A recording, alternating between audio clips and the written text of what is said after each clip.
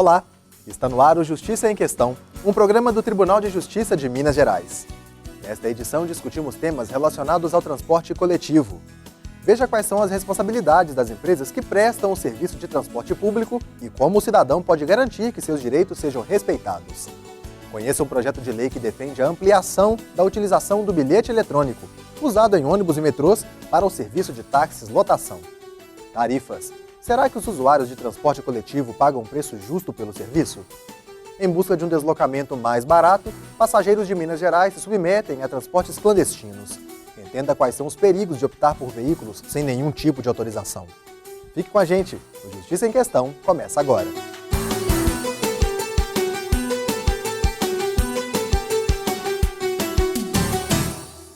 O Justiça em Questão de hoje fala sobre transporte coletivo. Segundo o Instituto Brasileiro de Geografia e Estatística, o IBGE, quase 85% dos brasileiros vivem em ambiente urbano.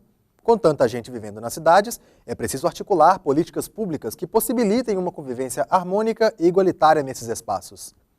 Nesse contexto, o transporte coletivo torna-se fundamental para a justiça social, a qualidade de vida e a eficiência das cidades. Acompanhe. Um dos direitos fundamentais assegurados ao cidadão é o direito de ir e vir. Os congestionamentos, tão comuns nos grandes centros urbanos, muitas vezes impedem que as pessoas circulem de forma confortável pela cidade. Diante desse cenário, o transporte coletivo, ou seja, aquele que transporta muitas pessoas ao mesmo tempo, torna-se essencial na democratização da mobilidade, já que facilita a locomoção das pessoas que não possuem automóvel ou não podem dirigir. Além disso, o transporte coletivo é uma alternativa para reduzir o número de veículos nas ruas e, consequentemente, os congestionamentos e os níveis de poluição. Até a demanda de construção de vias e estacionamentos pode ser minimizada em locais em que o serviço de transporte coletivo é oferecido de forma eficiente. Segundo pesquisa divulgada pela Confederação Nacional da Indústria, o transporte coletivo, como ônibus e micro-ônibus, vans, metrô e trens, bonde e barcas, por exemplo, são o principal meio de locomoção para 42% dos brasileiros. Esse número sobe para 58% nas cidades com mais de 100 mil habitantes.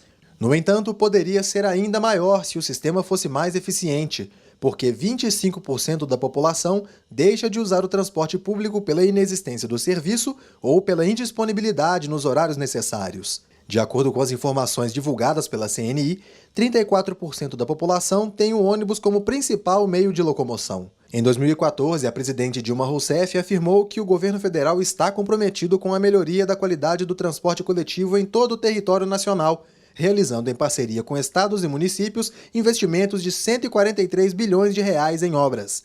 A intenção é tornar o transporte coletivo mais confortável, rápido, seguro e com preço mais acessível. Você trocaria o conforto do seu carro por um trem lotado ou por um ônibus também cheio que demora até meia hora para passar? Dificilmente alguém responderia sim. Mas nem todo mundo pode escolher. E o transporte coletivo público é a única alternativa de locomoção para chegar ao trabalho, à escola e para realizar outras atividades do cotidiano. O que muita gente não sabe é que o serviço, por ser utilizado mediante pagamento de tarifa, é uma relação de consumo. Entenda mais sobre o assunto na reportagem de Silvana Monteiro. As cenas de lotação nos pontos e estações e o sufoco para entrar são bastante comuns.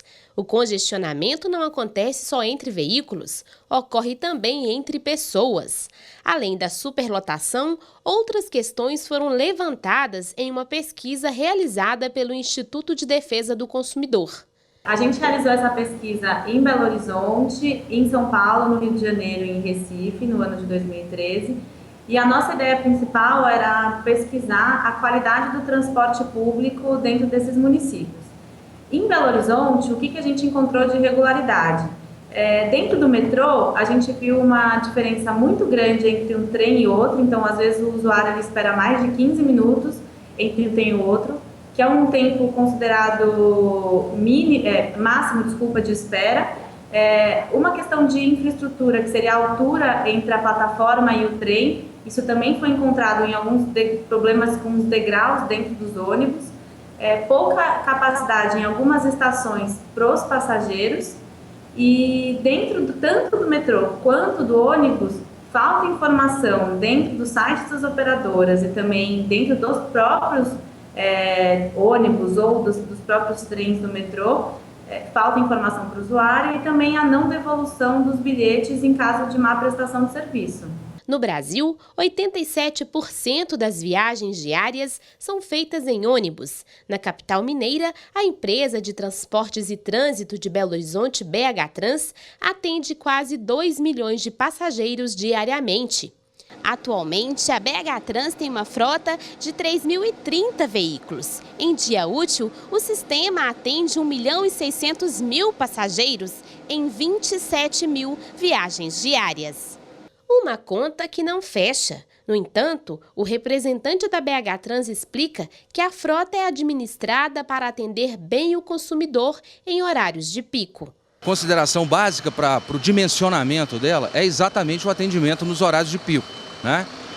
No horário de pico a gente tem um volume muito maior de passageiros, tem uma demanda muito maior, consequentemente, de viagens, né?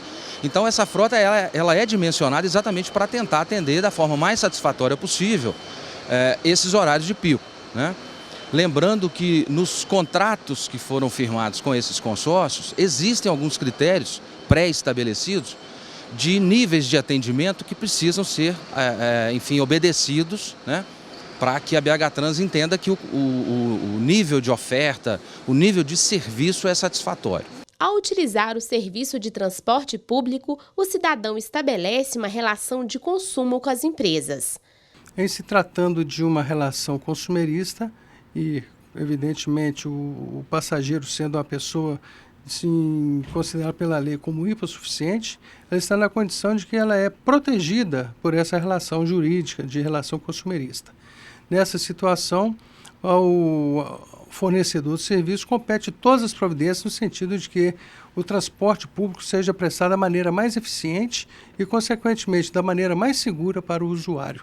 Usuários por diversos motivos e necessidades, que muitas vezes dependem exclusivamente do transporte público. Para a maioria dos usuários do transporte coletivo urbano, embarcar num veículo como este diariamente significa garantir o pão de cada dia. Muita gente também precisa do transporte coletivo urbano para estudar. É o que podemos ver, este ponto de ônibus lotado de estudantes. Entre trabalhadores, estudantes ou usuários casuais, as opiniões são bastante parecidas. Tem gente que disputa, além de lugar, um pouco de ar para respirar.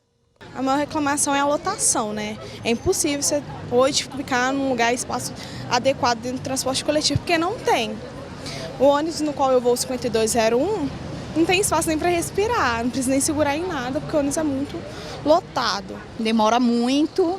E é um todo, vai muito cheio, as pessoas também não ajudam, não colaboram, elas se aglomeram muito na frente, o fundo fica vazio e a frente lotado. Falta muita educação das pessoas. Devia ter colocar mais ônibus, porque o fluxo de pessoas é muito grande, ainda mais em horário de escola. As 4 concessionárias que atendem a capital podem ser punidas administrativamente pela BH Trans caso descumpram as regras de atendimento. Numa situação recorrente, né, é uma situação que caracterize de alguma forma um descumprimento de cláusula contratual, você tem também a previsão no próprio contrato, né, de aplicação de multa de índole contratual, que são multas mais severas, mais pesadas. Essas multas contratuais, só para você ter uma ideia do peso delas, elas variam entre 0,1% e 4,5% do valor do contrato, né? Os nossos contratos, a soma dos 4 contratos, giram em torno de 20 bilhões de reais para os 20 anos de concessão. Então, é um peso significativo. Então, é mais um cuidado, né, para que situações que infringam o contrato não aconteçam. O magistrado destaca a responsabilidade objetiva do prestador de serviço e a possibilidade de condenação judicial. Os artigos 22 e 23 estabelecem essa questão da prestação de serviço. O artigo 35 do Código de Defesa do Consumidor. O artigo 37, parágrafo 6 da Constituição, estabelece que a concessão desse serviço coloca o prestador do serviço na condição de um agente do Estado. E nessa situação, obviamente, em caso de haver algum tipo de ocorrência envolvendo o transporte, o usuário não vai definitivamente questionar a respeito da ocorrência de culpa de parte do prestador de serviço. É o que se chama de responsabilidade objetiva. Vai ter que provar simplesmente o dano e o nexo de causalidade. Isso quer dizer que entre o dano e o transporte ocorreu esse nexo de causalidade que gerou a possibilidade de uma indenização. Apesar das possibilidades de punição às empresas e compensação ao consumidor, é preciso uma mudança em políticas públicas que privilegiem a coletividade. Então, o que a gente entende que seria uma grande mudança seria gestores municipais e também outras autoridades que conseguissem olhar o espaço, o território do urbano, como um espaço coletivo e não individual, como a gente vê em muitas cidades, onde a gente vê vias carroçáveis, né, sendo construídas em detrimento de calçadas para pedestres, ciclovias para ciclistas e até faixas exclusivas de ônibus. E no próximo bloco, o Justiça em Questão fala sobre tarifas do transporte coletivo.